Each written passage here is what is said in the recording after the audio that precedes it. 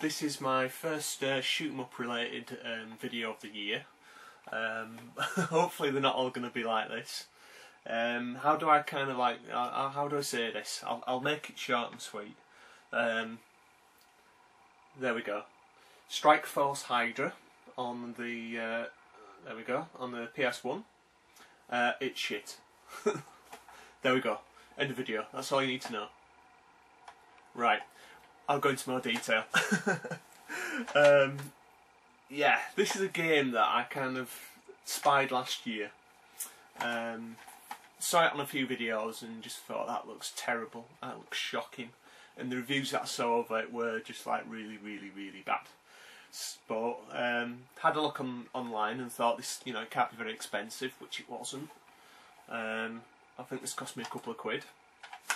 And I thought, you know, it's that old adage, you've got to kind of like play the shit stuff to appreciate the good stuff, and boy, is this shit.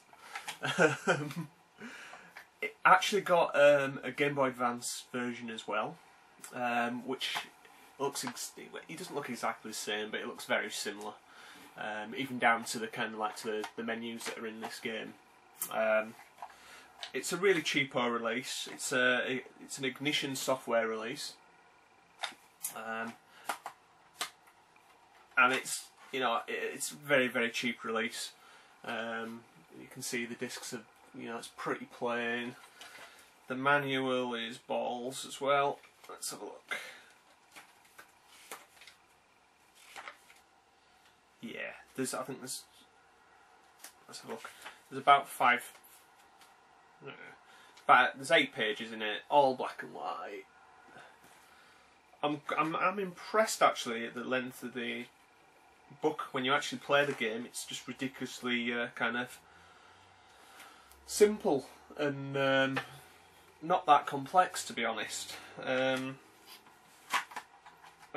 you know, the cover artwork's pretty balls as well. It's a dodgy CGI job in. It's yeah, it's basically a shoot 'em up that's kind of based over kind of like over sea. It's like he ships like a hovercraft, but not. It's almost like a anti-gravity kind of floating kind of ship thing.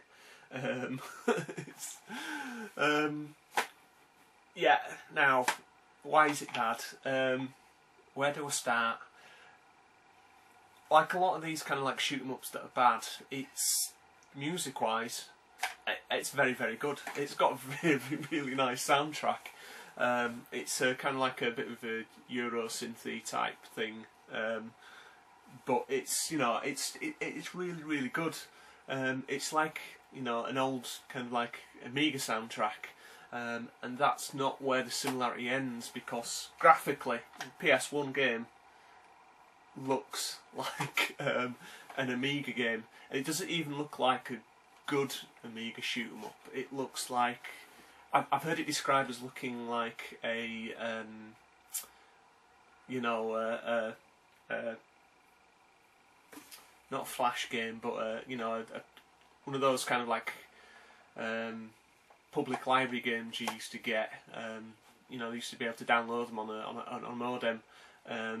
It looks kind of, it looks, I hate to say this to be dismissive of the Master System, it looks Master System-esque, and you'd be gutted if this actually came out on the Master System. It's awful.